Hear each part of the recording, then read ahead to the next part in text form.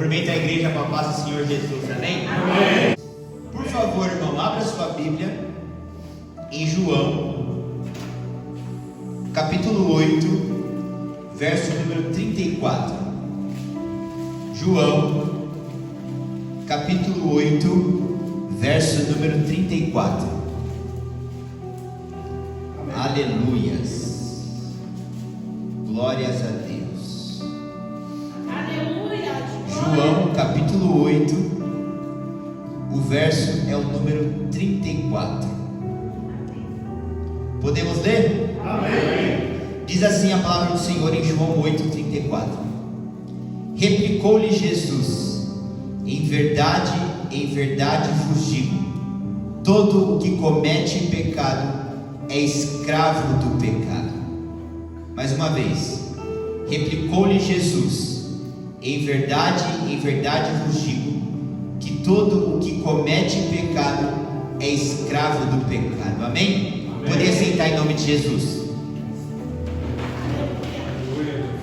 Irmãos, hoje o tema que o Senhor nos deu nessa manhã é para a gente estudar um pouquinho mais, de forma aprofundada, a respeito do tema pecado. Porque nós sabemos que o pecado ele é algo que é muito prejudicial para a vida do cristão. Se a gente for olhar para a vida da humanidade, basicamente tudo girou em torno do pecado. Porque lá no Éden eles pecaram. Jesus veio por conta do pecado. A volta de Deus com a sua ira ele vai vir ira por conta do pecado. Então tudo gira em torno dessa matéria e desse tema pecado.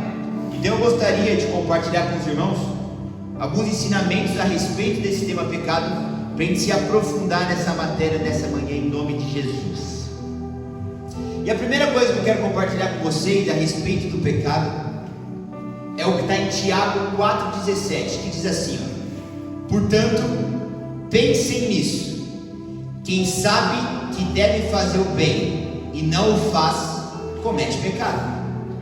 Tiago 4,17, portanto, pensem nisso, quem sabe que deve fazer o bem e não o faz, comete pecado. Então a primeira lição a respeito do pecado dessa manhã é: se você pode fazer o bem e não faz, você está pecando. Às vezes o cristão, ele acha que o pecado é somente o adultério. O cristão, às vezes, ele tem a falsa sensação que o pecado é somente a mentira, que o pecado é somente um roubo. Não. A gente precisa analisar a Bíblia de forma mais aprofundada, para a gente entender que o pecado é muito além daquilo que a gente pensa. Uma pessoa dentro da casa dela, sem fazer o bem, tendo condição de fazer o bem, ela está pecando. Uma pessoa levando uma vida ótima, uma vida super tranquila: eu não bebo, eu não fumo, eu não cheiro, eu não me prostituo, na minha televisão só fica lá no canal 7, eu só assisto a minha novelinha bíblica, eu não faço nada demais. Essa pessoa, sabendo que ela pode fazer o bem e podendo fazer o bem, ela não fazendo o bem, ela está em pecado. Então a gente tem que entender a perspectiva de Deus a respeito do pecado. Um cristão parado está pecando. Eita Deus! Um cristão sem se movimentar está pecando. Um cristão no farol, com dinheiro no carro, podendo ajudar e não ajuda, está em pecado. Um cristão podendo cooperar com seu vizinho com uma cesta básica, sabendo que ele está precisando, não ajudando, está em pecado. Um cristão dentro da igreja, vendo que tem um irmão do lado, passando por alguma dificuldade, que você pode fazer o bem, seja espiritualmente, como também financeiramente. Que a gente sabe que oração, às vezes, não vai resolver o problema que a pessoa está tendo naquela hora. Orar é bom, mas um prato de comida também é. Orar é bom, mas uma conta de água paga também é. Então, dentro da tua igreja, você vendo que a pessoa está passando por necessidade, por dificuldade, você podendo fazer o bem e não fazendo, você está dentro da igreja, está falando que é irmão, está dando a paz do Senhor e está em pecado. Tiago 4,17, portanto, pensem nisso. Olha só como a Bíblia é fantástica. Portanto, pensem nisso. Quem sabe que deve fazer o bem e não faz, comete o pecado. Por que o início desse versículo é: portanto, pensem nisso? Porque nós não pensamos nisso. Por que fala, portanto, pensem nisso? Porque a nossa mente não está focada nisso, vai estar em outras coisas. Portanto, pensem nisso. Então ele está chamando a atenção. Tem alguma coisa aqui que vocês não estão pensando. Tem alguma coisa aqui que está passando desapercebido para vocês. E o que é? Se vocês sabem e podem fazer o bem, mas não fazem, vocês estão em pecado. Agora vamos fazer alguma assunção de alguns versículos aqui para a gente ver a Bíblia como um todo, no contexto. Se a gente for lá para Isaías 59:2, a Bíblia fala o seguinte: que as mãos do Senhor não estão encolhidas para que Ele não possa salvar, e nem os seus ouvidos agravados para que Ele não possa ouvir. Porém, os vossos pecados fazem separação entre vós e o vosso Deus, e os vossos pecados fazem com que Deus encubra o rosto de vocês para que não vos ouça. Então olha só, Isaías 59:2, irmã Marcela, fala que o cristão que ele está em pecado, primeira coisa que acontece com ele não tem a ajuda de Deus, porque Deus encolhe a mão. Além disso, o cristão que está em pecado, irmãos, na Bíblia fala que a oração dele não é ouvida por Deus, porque Deus esconde o rosto dele para que não ouça. Irmão Lucas, a Bíblia também fala em Isaías 59:2 que o pecado faz separação entre o homem e Deus. Só que o que eu quero chamar a sua atenção é o seguinte: a mão do Senhor não está encolhida para quem não pode salvar. Quem é que pede ajuda para o Senhor? É o ímpio ou é o crente? O ouvido do Senhor não está gravado para que ele não possa ouvir. Quem que fala com o Senhor? É o ímpio ou é o crente? Fala que o pecado faz separação entre o homem e Deus. De quem que Deus se separa? Do ímpio ou do crente? Quem estava perto e ele precisou se separar? Quem estava perto e ele precisou ir para longe? Deus não está perto do ímpio, está perto do cristão, do crente. Então Isaías 59:2, irmão José, não é para o ímpio, para o crente. Isaías 59:2 não é para quem não conhece a palavra, mas é para quem é conhecedor da palavra e serve o Senhor. A Bíblia fala que o pecado faz com que ele não te estenda a mão para te ajudar. O pecado faz com que ele encubra o rosto de você e não te ouça. O pecado faz com que ele, o quê? Se afaste de você. E aí a gente acha, esse pecado é a mentira que eu não faço mais. Esse pecado é o adultério, que hoje eu não adultero mais. Esse pecado é a cerveja que eu não bebo, é o cigarro que eu não fumo. Mas biblicamente, quando você pode fazer o bem e não faz, peca, é pecado também.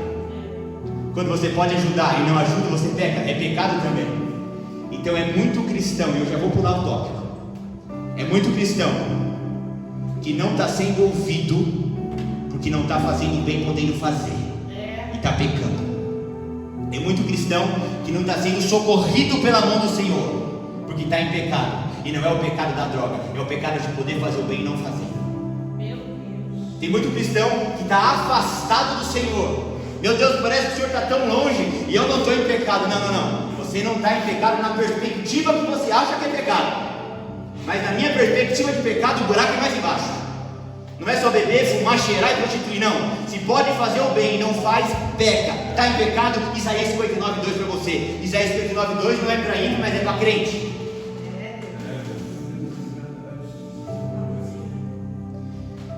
Então nós precisamos urgentemente começar a se mover e começar a fazer o bem.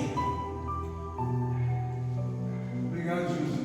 O que eu estou te ensinando nessa manhã não é filantropia. Não estou te ensinando o assunto de ONG. Não. Estou te ensinando o que a Bíblia fala que é pecado, gente. Então o cristão, para ele não estar em pecado, ele tem que tirar o escorpião do bolso. O cristão, para ele não estar em pecado, ele tem que... gente, não fala que é para ajudar financeiramente, mas se der para ajudar, ajuda. Às vezes a pessoa do seu lado, às vezes a pessoa da sua igreja precisa de um abraço. É verdade. Às vezes a ferida que a pessoa tem, irmão Eduardo, não vai curar com remédio, não vai curar com dinheiro, mas vai curar com um abraço, com um bom dia, com um áudio, com uma mensagem. O bem daqui pode ser financeiro, mas não tão somente financeiro. Pode ser uma palavra amiga, pode ser uma ajuda, pode ser uma irmã. Eu sei que a senhora está passando por um problema e eu vou estar orando pela senhora. Você não sabe o bem que faz você ouvir que tem gente orando por você. Você não sabe, gente. Se você pode fazer o bem, tem condição de fazer o bem e você não faz, você comete pecado. Vamos para o próximo tópico. Próximo tópico a respeito do pecado. Eu quero compartilhar com vocês algo que eu nunca tinha ouvido em nenhum lugar. E agora que eu recebi do Senhor, eu quero entregar para a igreja. Eu não sei se vocês sabem, mas o pecado existe um processo para ele acontecer. Existe um processo que o pecado sai do mundo das ideias e entra no mundo real, ele se concretiza. E a explicação do processo do pecado está lá em Tiago, no capítulo 1, verso 14 e 15. Tiago, no capítulo 1, verso 14 e 15, diz assim, cada um, porém, é tentado pelo próprio mau desejo, sendo por este arrastado e seduzido. Então esse desejo, tendo concebido, dá à luz ao pecado, e o pecado, após consumado, gera a morte. Você consegue enxergar que existe um processo? Então o pecado que você comete, o pecado que você tropeça, o pecado que você está amarrado, que você está preso e que você não consegue se libertar, não é um pecado que você tropeça, não, é um pecado que ele é gerado, ele tem um processo, olha só, vou ler de novo. Cada um, porém, é tentado pelo seu próprio mau desejo. Primeira etapa do pecado, do nascimento do pecado, cada um é pecado pelo seu próprio mau desejo. Então o Douglas, devido à sua herança adâmica, carrega maus desejos próprios, que às vezes são completamente diferentes dos desejos próprios adâmicos do irmão José, que são diferentes dos desejos próprios do pastor Sérgio Adâmico, que ele trouxe como herança de Adão. Porque Cristo nos libertou, mas a gente está cumprindo a pena em liberdade. Por quê? Porque a gente ainda, irmão Eduardo, não tem o nosso corpo incorruptível. O apóstolo Paulo falou: maldito o homem que sou, quem me livrará do corpo dessa morte? O apóstolo Paulo está falando assim, eu sou cristão, eu conheci a Cristo, os meus olhos espirituais foram abertos, mas eu ainda tenho que conviver com essa carne que carrega o seu próprio mau desejo. Meu Deus! É assim com todos nós. Então o primeiro passo do processo de nascimento do pecado é: você e eu somos tentados pelo nosso próprio mau desejo. Segundo passo: primeiro você foi tentado pelo seu próprio mau desejo, depois você é arrastado por esse mau desejo e é seduzido por esse mau desejo. A terceira etapa é: então esse desejo, tendo concebido, ele dá luz ao pecado. Então vocês percebem, gente, que não é uma coisa que é de uma hora para outra, é um processo. É um processo. Então esse desejo sendo concebido, ele dá a luz ao pecado. E o pecado, após ser consumado, gera morte. Meu Deus! Então é um processo, e nós podemos interromper esse processo no meio. Por quê? Porque eu não posso controlar o ser tentado pelo meu próprio mau desejo. Por quê? Porque é uma guerra interna. Então eu não posso controlar isso. Pensamentos virão, vontades virão, porque é a carne falando. Porém a Bíblia fala que o próprio mau desejo do homem arrasta e seduz ele. Então você não pode controlar o surgimento desse desejo, mas você pode controlar se esse desejo, essa vontade vai te arrastar e vai te seduzir ou não. Meu Deus! Como que funciona o processo de sedução? funciona o processo de sedução? É uma olhada, é uma piscada, é um cabelo que você percebe que não é de primeira, mas é um processo. Olha, pisca, arruma o olho, troca o telefone, vai pro... olha o processo acontecendo. Então o início, que é seu próprio desejo nascer e te tentar, você não pode controlar. Mas o processo de sedução, onde essa sedução te arrasta, você tem total controle. Glórias a Deus. E aqui a gente não está tratando com criança, a gente está tratando com homens e mulheres já experientes com o Senhor. Aleluia. Então a gente sabe o que nos leva ao processo de ser arrastado e seduzido. Você sabe. Eu sei o que pode me arrastar e me seduzir, porque eu tenho meu próprio mau desejo, infelizmente, da carne. E você sabe qual é o próprio mau desejo que você carrega, que pode te arrastar e te seduzir. Você sabe. Só que o que mais me chama a atenção é o seguinte: a Bíblia fala aqui, você tropeçou na primeira, porque o próprio mau desejo seu já começou a te tentar. Tropeçou na segunda, porque esse mau desejo te arrastou e te seduziu. Então você já está vacilando aí. Mas tá bom. Não caiu na primeira, não caiu na segunda, mas vamos ver se na terceira você vai cair ou não. Aí a Bíblia fala que esse desejo, tendo concebido, dá luz ao pecado. Eu quero compartilhar com você o significado da palavra concebido. O significado da palavra concebido é aquilo que você admite e aceita. Concebido, qual é o significado? O significado de concebido é aquilo que você admite e aquilo que você aceita. Então a Bíblia fala que aquele desejo carnal que nasceu no seu coração, quando você admite ele e aceita ele, ele vai dar luz ao pecado. Então o que o Senhor quer dizer conosco através dessa palavra? Que tem muito cristão que está caindo em pecado, vivendo uma vida de pecado, porque está admitindo e porque está aceitando o convívio com o pecado. Primeiro, o teu próprio mau desejo te tenta. Depois do teu próprio mau desejo te tentar, ele te arrasta e te seduz. E depois desse desejo, ele sendo concebido, ele dá luz ao pecado. O Douglas, exemplo. Eu nunca bebi, então é um exemplo, literalmente é um exemplo. O Douglas, pelo próprio mau desejo dele de beber, ele teve aquela vontade de tomar umazinha hoje. Aí ele vai alimentando aquilo no coração dele, ele é arrastado, e ele é o quê? Seduzido por aquilo. Vê lá, geladinho, no copinho que ele gosta, está sendo arrastado e seduzido. Só que a Bíblia fala que depois desse processo, esse desejo sendo concebido dá luz ao pecado. Qual que é o significado de concebido? É aquilo que você aceita e aquilo que você admite. Então o presbítero Douglas, sabe por que ele cai?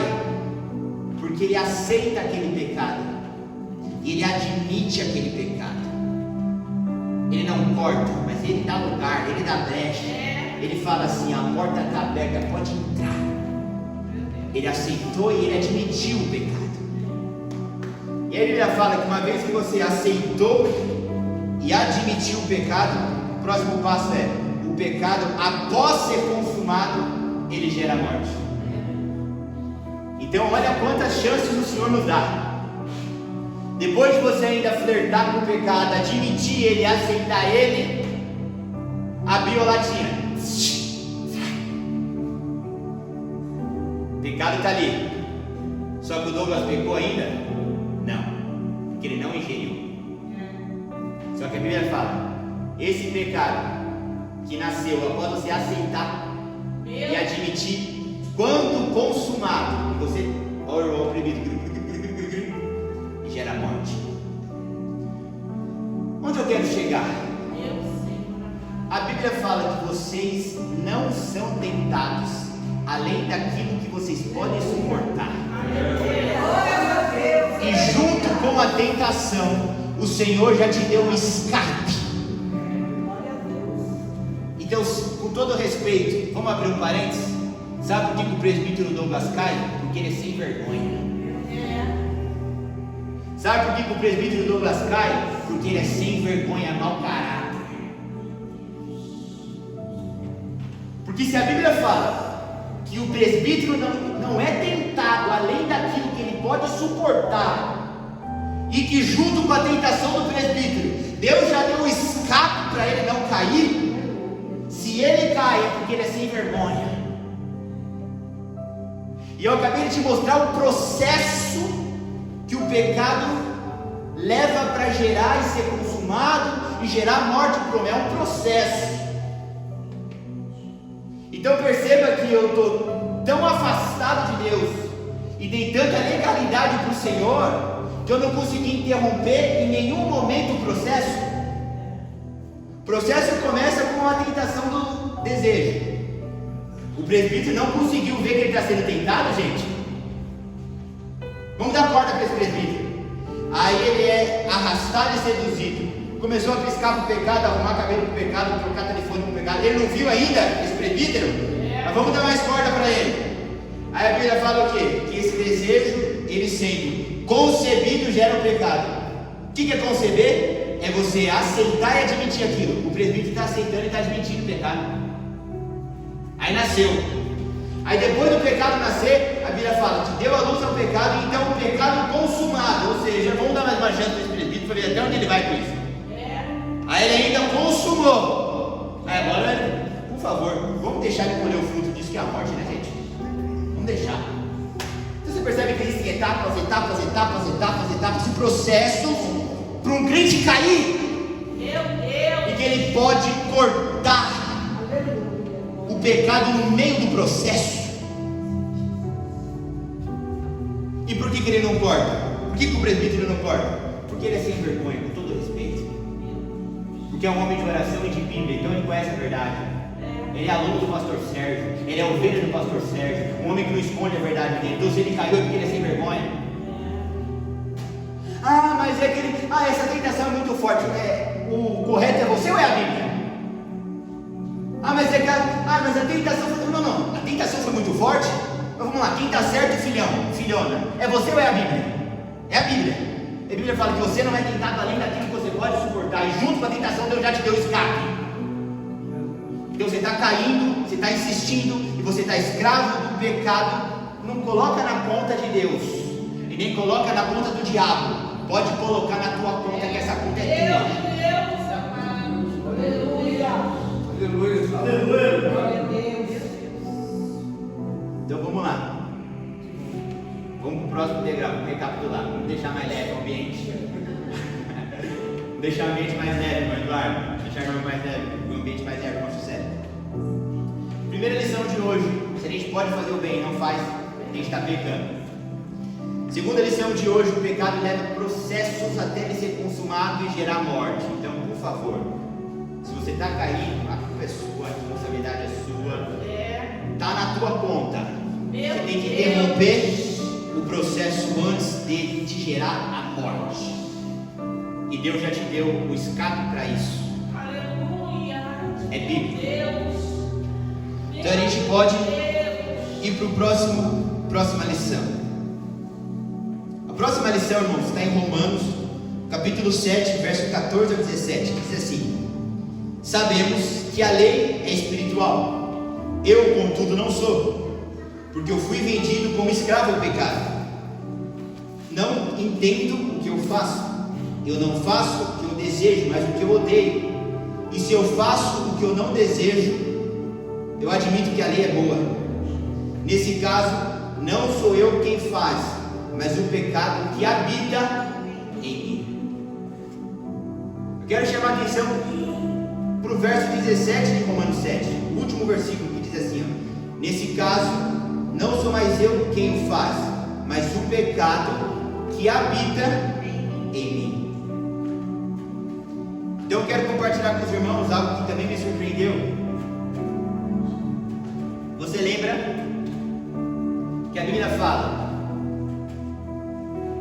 que quando os espíritos imundos eles saem do homem, eles vão para lugares áridos, e quando eles voltam, eles vêm à casa vazia, e eles entram e trazem outros 7 piores do que ele. O estado final daquela pessoa é pior do que o inicial. Não. Por que Romanos 7,17 está falando que o pecado ele habita em mim? Habitação é morada. E a gente só faz habitação e só faz morada em lugar que a gente tem intimidade. A gente só faz habitação e morada no lugar que a gente é bem recebido. A gente só faz habitação e morada em um lugar que a gente é bem-vindo, bem visto. Porque você não vai fazer habitação e morada num lugar que ninguém olha para a tua cara. Você pega a tua mala e vai para outro lugar.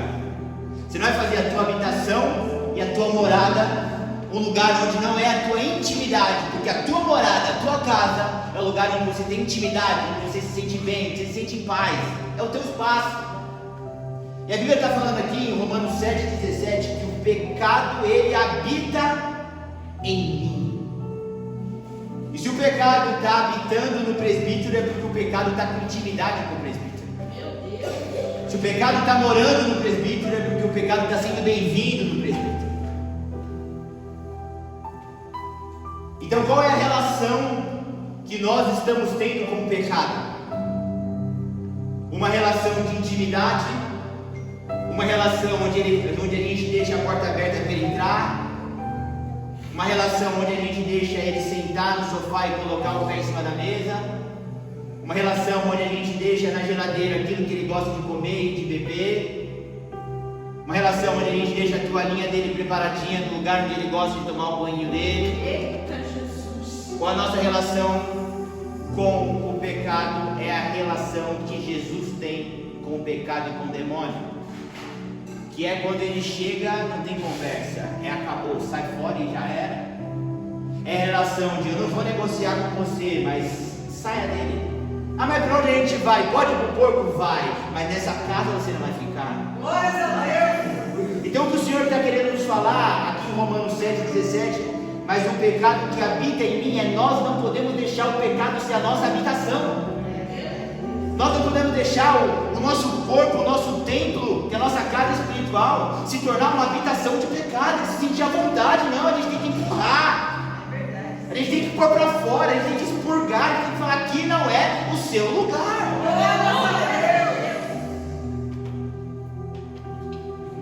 Então qual é a relação que você está tendo com o pecado? Uma relação de intimidade, onde ele habita em você, ou uma relação que você põe o pé na porta e fala: aqui não, porque aqui Jesus Cristo é o Senhor. Romanos 7,17. Mas o pecado que habita em mim, quem habita faz morada.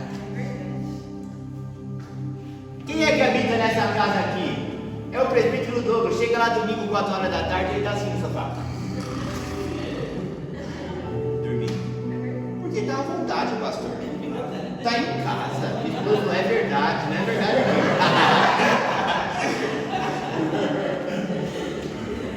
Olha aqui para mim. A gente não pode deixar o pecado habitar à vontade. Meu Deus. A gente não pode deixar o pecado morar à vontade. Se você olha para você e vê que o pecado, assim como o presbítero Douglas na sua vida, está dormindo, está na hora de dar 3 tapinhas, jogar uma água na cara dele e falar: acorda, porque aqui não é a sua casa.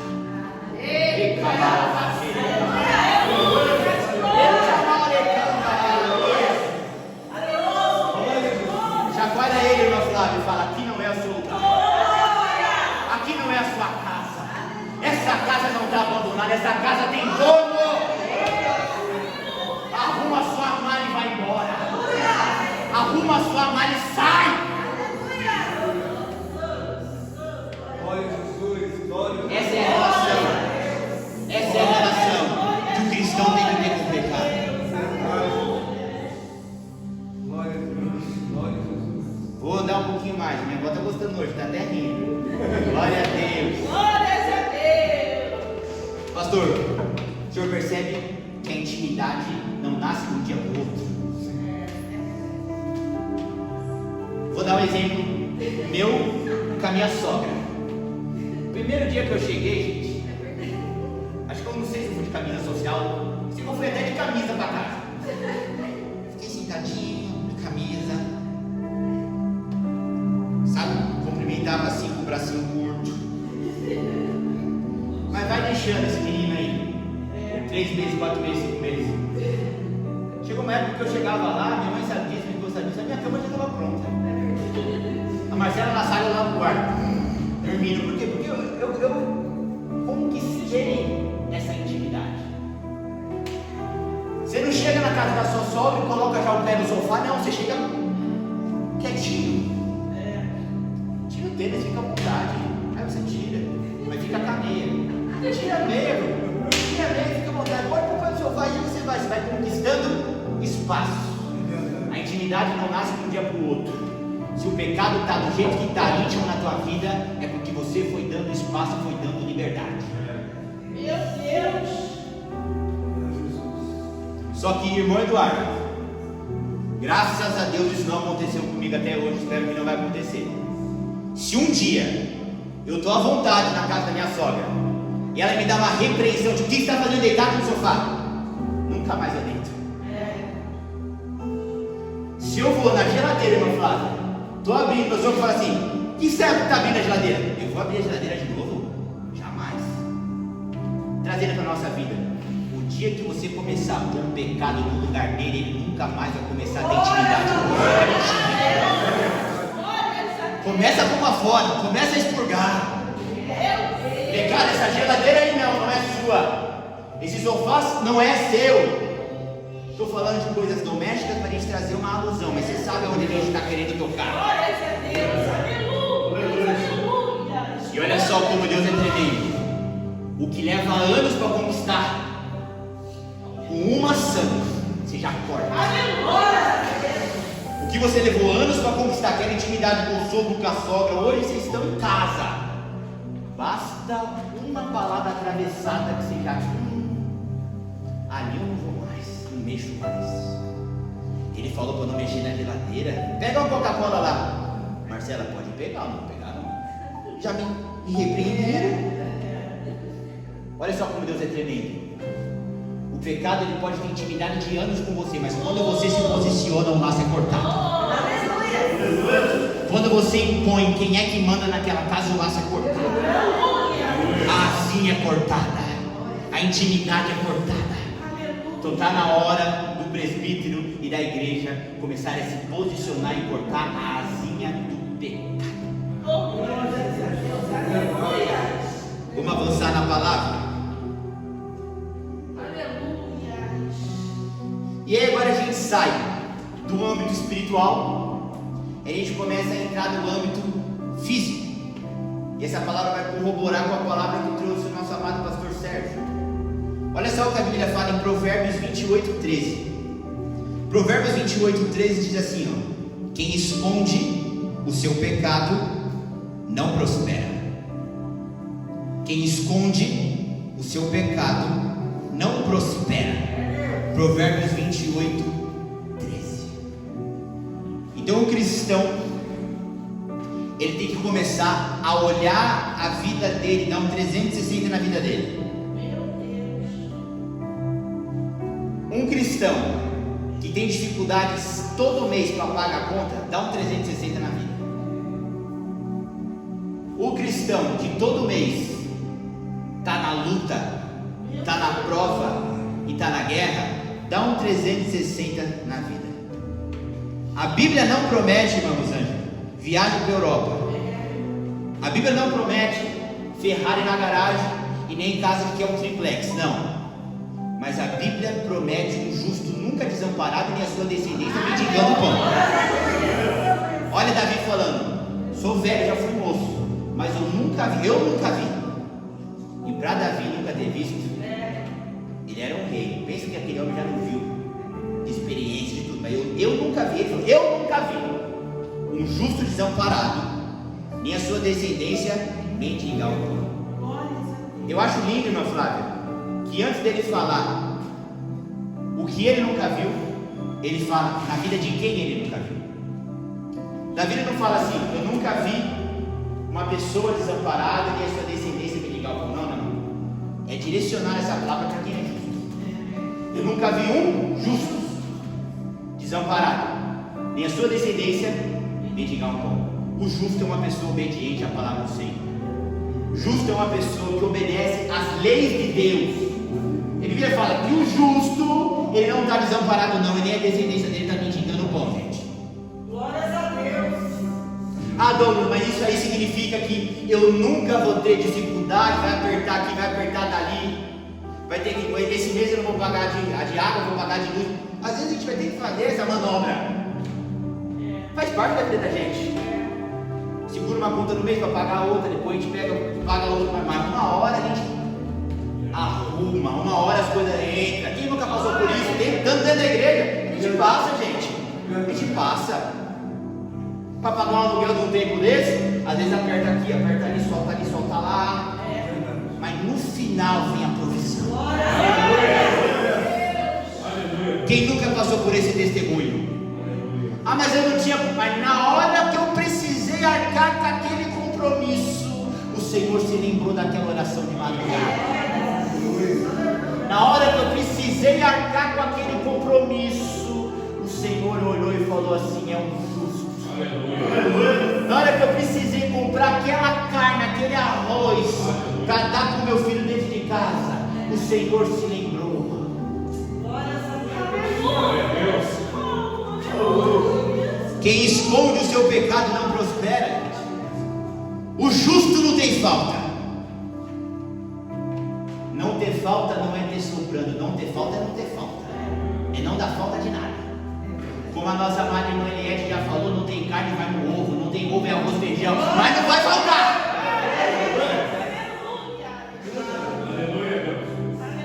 Para quem é justo. Mas a Bíblia fala que aquele que esconde os seus pecados, ele não prospera. Então eu posso ficar com o meu achismo e com o seu achismo, ou ficar com a Bíblia, e eu fico com a Bíblia. Eu posso ficar com a ideia de um Deus que você construiu, ou com a ideia de um Deus que eu construí, ou com a Bíblia. Eu vou ficar com a Bíblia. Então se a Bíblia fala, irmãos, a gente tem que ser inteligente na hora da leitura e meditação da Bíblia. Tem que ser inteligente, irmão Eduardo. Por quê? Porque o contrário também é verdadeiro. Vou te explicar. Se a Bíblia fala, quem esconde os seus pecados não prospera, quem é que não prospera? Quem esconde o pecado. A réplica, o contrário, também é verdadeiro.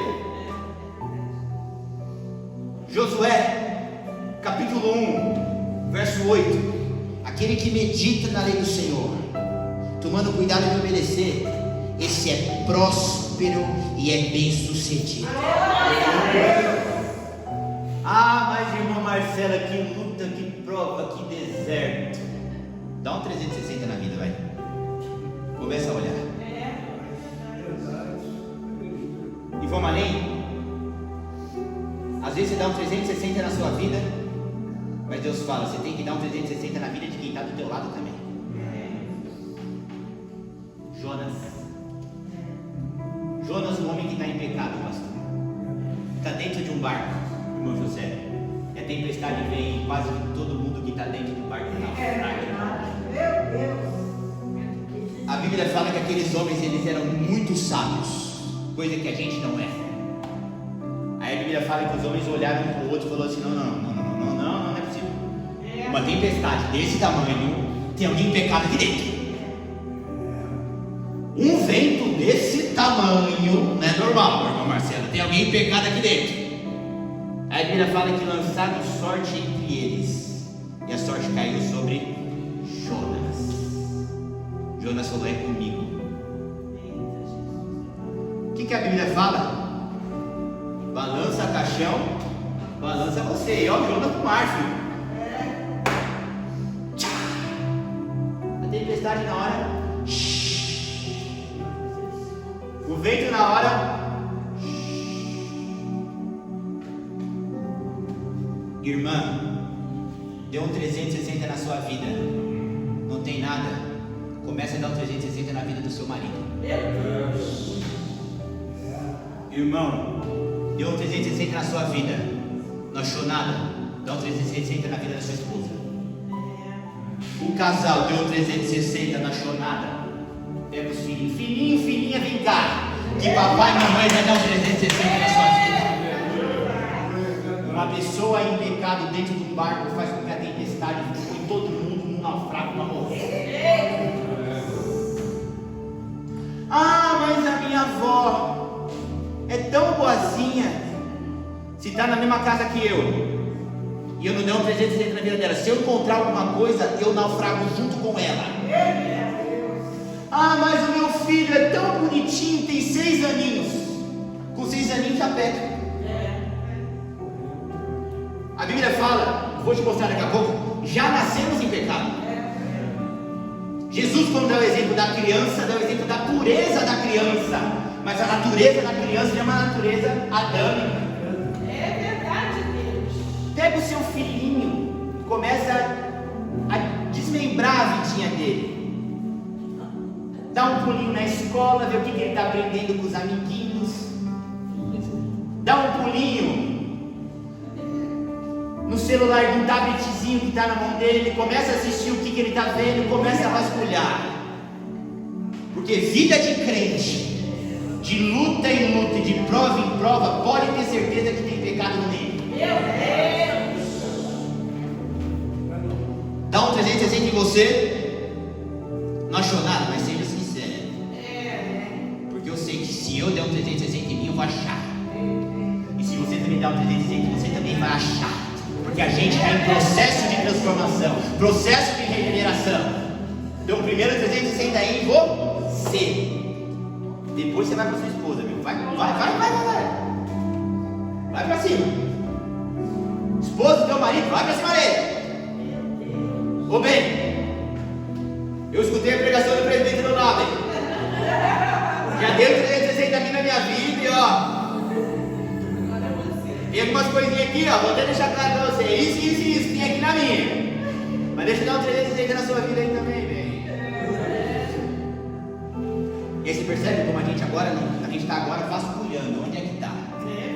Você lembra aquele povo onde estava escondido? Estava debaixo da tenda. O pegado, irmão Eduardo, ele não fica às claras. Às vezes a gente tem que puxar o tapete. Meu Deus. A gente tem que começar a vasculhar e ver onde está escondido. E a gente acha. Quando a gente restaura isso, nós nos tornamos próximos para a prosperidade de volta. Eu faço um desafio bíblico para você. Bíblico. É a Bíblia que fala. Tua vida não está próspera hoje? Dá esse 360 e vasculha. E vamos ver como é que vai caminho que vem se você acertar esses pontos.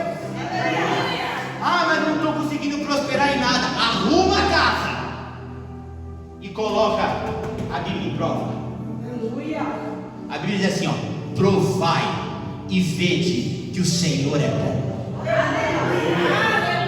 Faz o que você tem que fazer e bota em prova para você ver se sua vida não transforma e não muda. Glória a Deus. Olha só,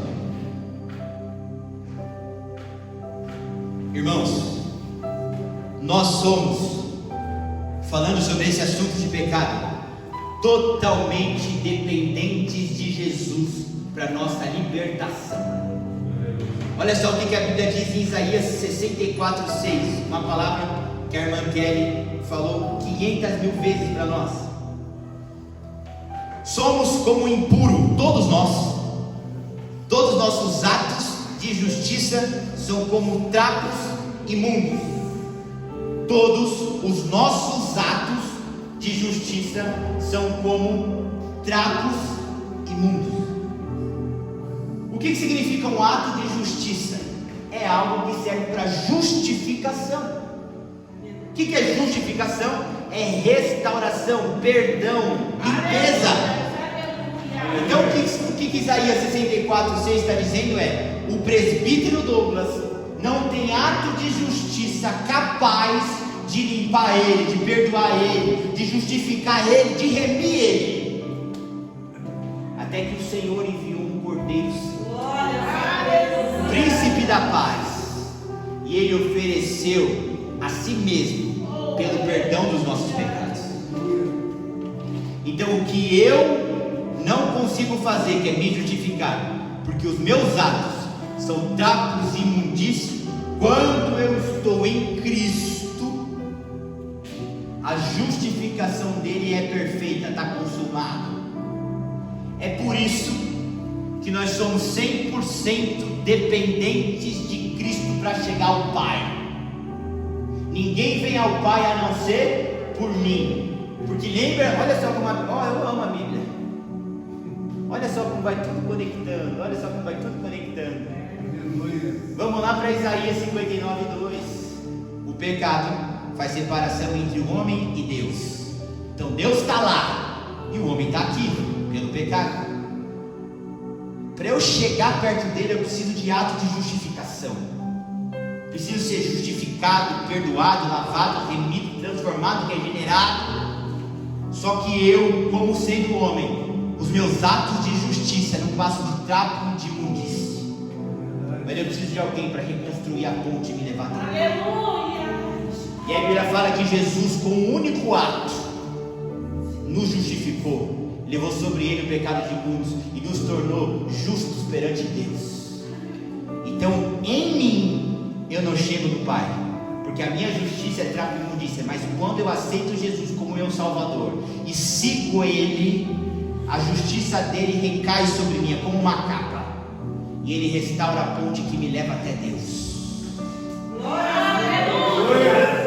É por isso que nós somos totalmente dependentes de Jesus. É por isso que você precisa orar. É por isso que você precisa ler a Bíblia. É por isso que você precisa jejuar. É por isso que você precisa vir para a igreja. Porque quando você está fazendo esses atos, você está se aproximando de Jesus. E a justificação dele está caindo sobre a tua vida. E ele está restaurando o seu relacionamento com Deus.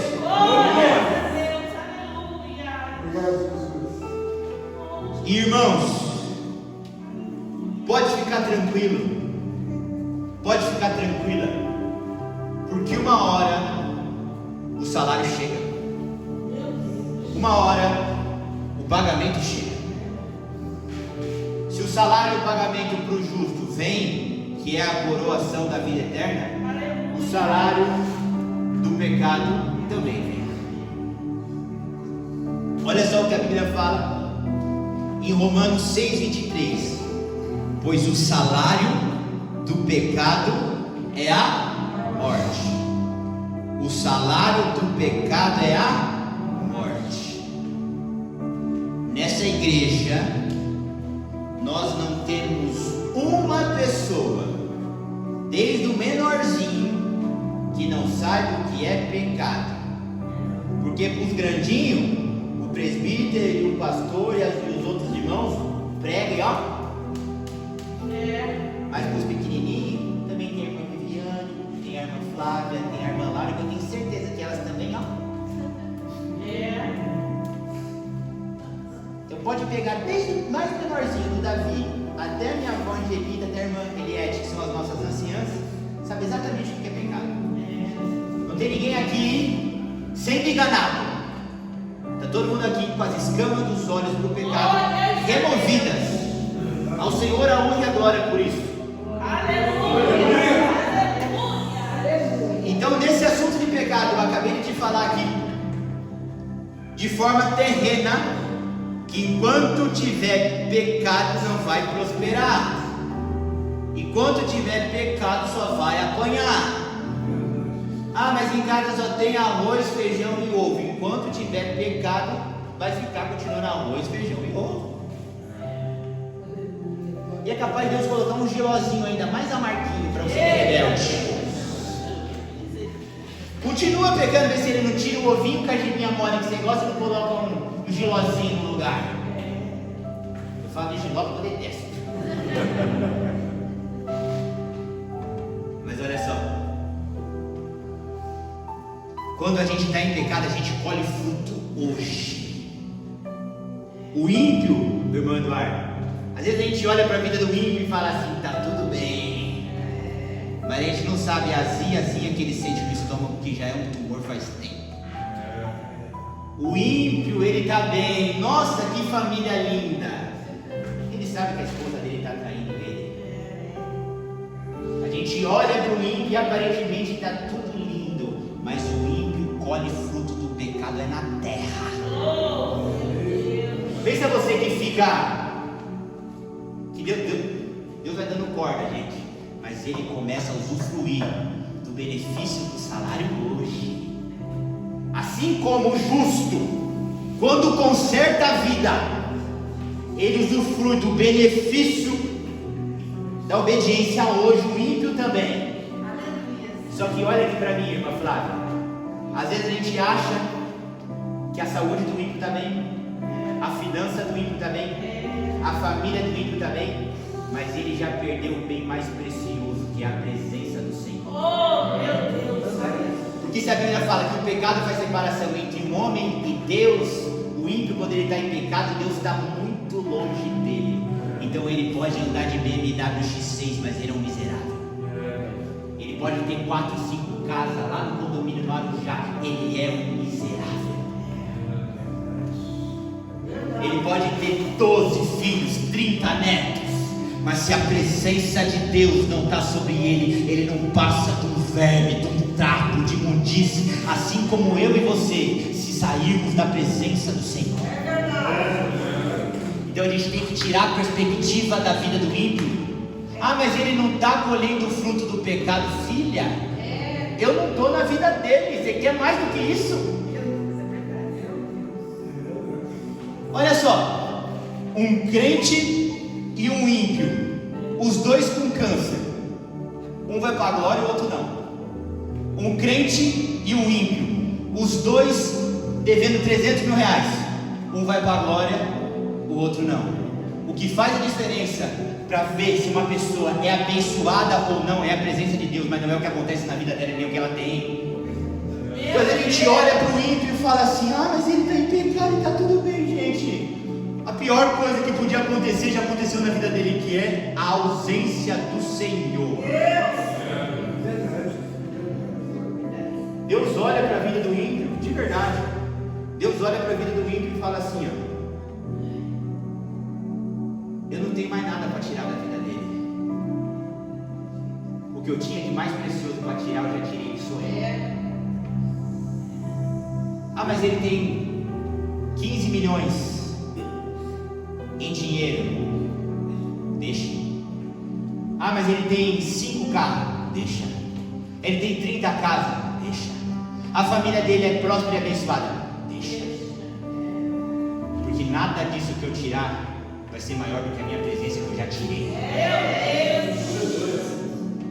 Então, o ímpio, a Bíblia diz, Romanos 6,23, que o salário do pecado é a morte. Pode ter certeza que ele já sacou o cheque dele. Porque quando ele tem uma crise de ansiedade, ele não tem para quem socorrer. Ele vai atrás de médico. Ele tem dinheiro para pagar o plano de saúde, mas ele não tem a saúde. Ele vai atrás do psiquiatra e do psicólogo. Tem dinheiro para pagar, mas a paz da mente ele não tem, porque a paz da mente é a presença do Senhor. Ele pode comprar 500 mil quilos de picanha e filé mignon. Ele pode comprar, mas o apetite quem dá é Deus. Então pode ter certeza que ele já está colhendo o salário dele. E o crente que obedece também vai começar a sacar o salário dele na terra. Vai começar a ter os seus caminhos prosperados. Vou repetir: não é Ferrari e nem viagem para a Itália, é não faltar nada. E além disso, a gente tem a esperança da vida que há por vir, que é a vida eterna ao lado do Senhor. Eu estou encaminhando para o final da mensagem, para não ser muito cansativo para você. Às vezes a gente acha que o cristão que vive em pecado, tadinho dele, ele está fraquinho, mas a paternidade dele é de Deus, que ele está na igreja, não é? E vou te provar na Bíblia que cristão que vive em pecado, não o que escorregou e caiu, mas o que vive em prática de pecado, ele pode até estar dentro da igreja, mas a paternidade dele não é o Senhor, mas é o diabo. Olha só, 1 João 3,8 diz assim: aquele que pratica o pecado é do diabo. Ponto. Aquele que pratica o pecado é do diabo. Ah, mas que irmãozinho legalzinho ele. Legalzinho esse irmão. Gente boníssima. Gente fina demais. Ele tem uma vidinha que ele pega aí, a gente sabe que está há 10, 15 anos na caminhada aí, não se libertou ainda, mas não, ele é nosso irmão em Cristo. Irmão em Cristo não, o pai dele é outro. Meu Deus. Eu sou fundo, hein, Jesus? Não chama de irmão aquele que não tem o mesmo pai que você. A pessoa que está dentro da igreja, mas está em pecado, eu já estou cheio de Deus aqui, irmão. A pessoa está dentro da igreja, mas está praticando o pecado, vivendo o pecado. Ele pode ser até irmão, gente boníssima, gente fina, mas fala que ele pertence ao diabo, ele é do diabo, a paternidade dele é do diabo. Eu acho, pastor Sérgio, que o apóstolo Paulo, ele ia ser um dos membros do nosso ministério. Ia ser, irmão Sérgio. O apóstolo Paulo ia ser um dos nossos aqui, ó. Um dos nossos. Se você for pegar o que o apóstolo Paulo escreveu, o apóstolo Paulo falou assim, ó: se tem alguém entre vocês que se diz irmão, mas que comete pecado, que essa pessoa você nem senta com ela na mesa para comer. Ah, mas ele era bruto. Se você acha que o seu pastor é bruto, é porque você não está lendo as cartas de Paulo. Se você acha que o seu pastor chega junto, você começa, ó, pega ali a partir de Atos e vai lendo. Se o cajado não canta. E o apóstolo Paulo ele fala assim, ó: se tem alguém no meio de vocês que se diz irmão, que se diz, não é, mas fala que é. E essa pessoa, se dizendo irmãos, está vivendo em prática do pecado, com essa pessoa, você nem senta para começar, no que o apóstolo Paulo está dizendo: não tenha comunhão com quem é desobediente. Que quando a gente está sentado na mesa com alguém, a gente está desenvolvendo comunhão. E a Bíblia fala: com quem se diz crente, mas vive em pecado, que essa pessoa nem desenvolva comunhão. É bem. Meu Deus.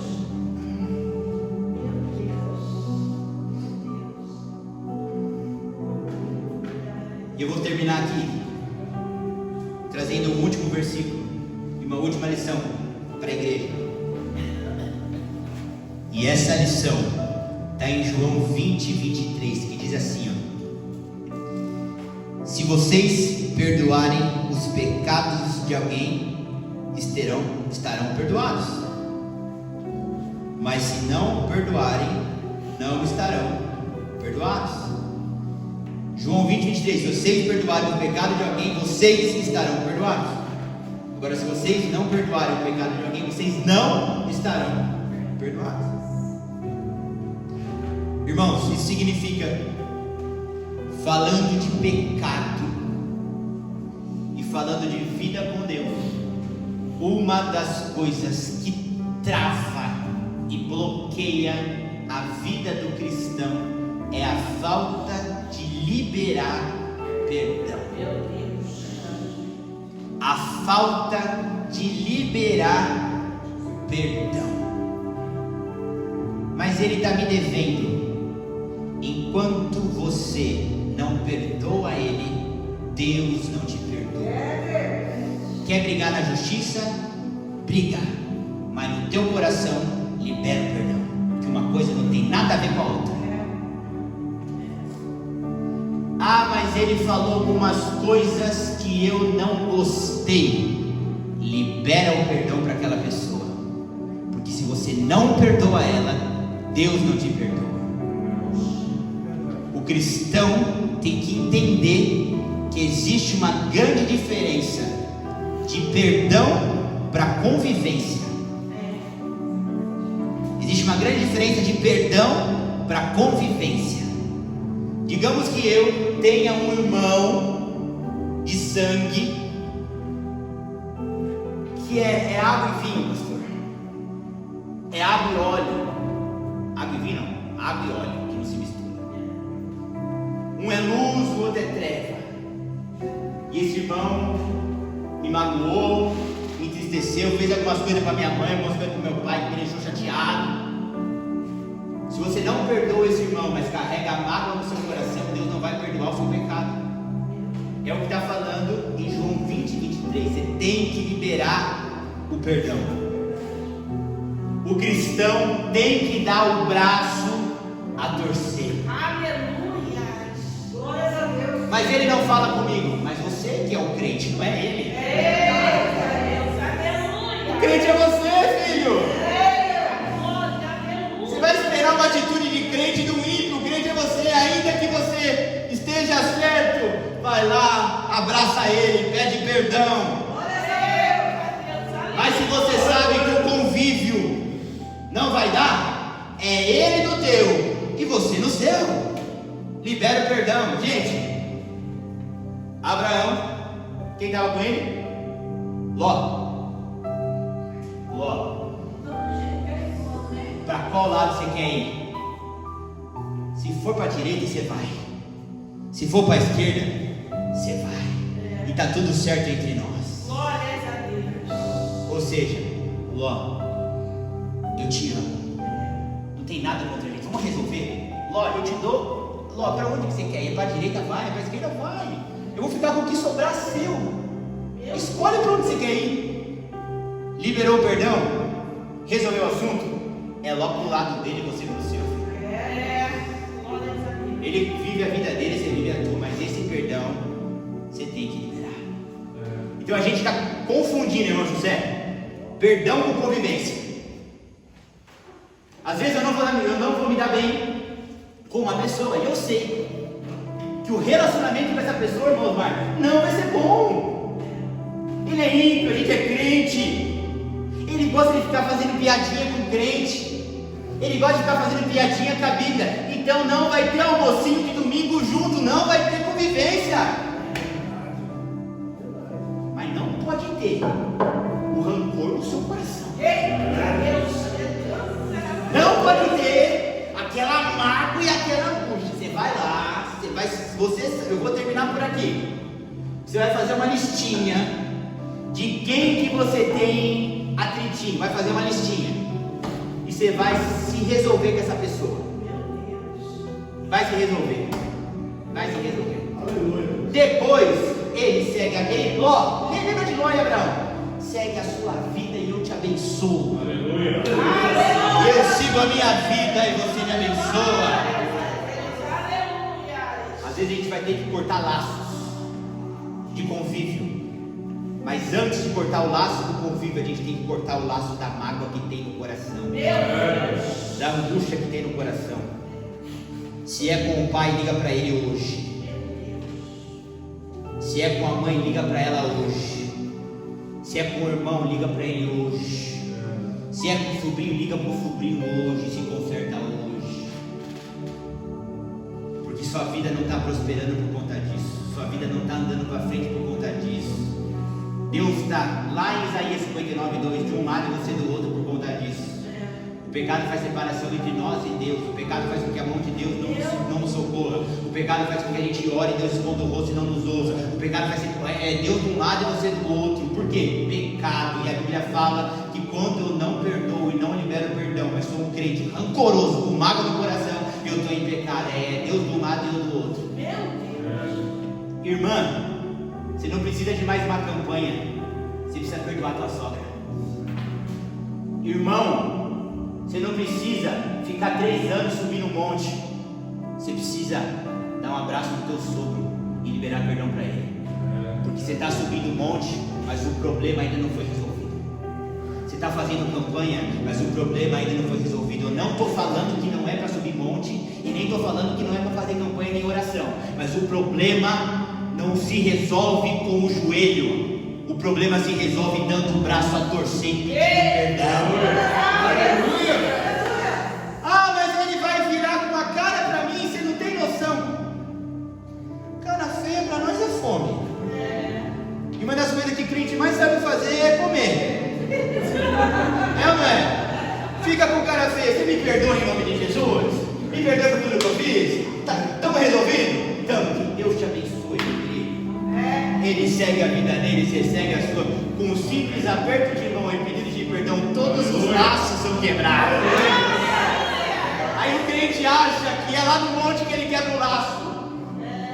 É no apertinho de mão, pastor. É no abraço, irmã, me perdoa.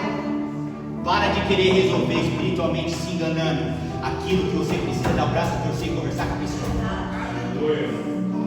Assunto é pecado. Quando você não perdoa, você está em pecado. E em pecado você se afasta de Deus. O contrário também é verdadeiro. Quando você libera o perdão, Deus fala assim: filho, vem. Que agora você não está mais longe do Pai. Que agora a mão do Pai não está mais mirrada, mas está estendida. Que agora o rosto do Pai não está mais escondido, mas agora é face a face. A gente deixa, irmão Eduardo, de pedir perdão para as pessoas, achando que a gente vai perder. Mas a gente perde quando a gente não libera perdão. A gente perde a presença, a ajuda e o auxílio do Senhor. Amém? Que Deus te abençoe grandemente. Eu agradeço por essa oportunidade em nome de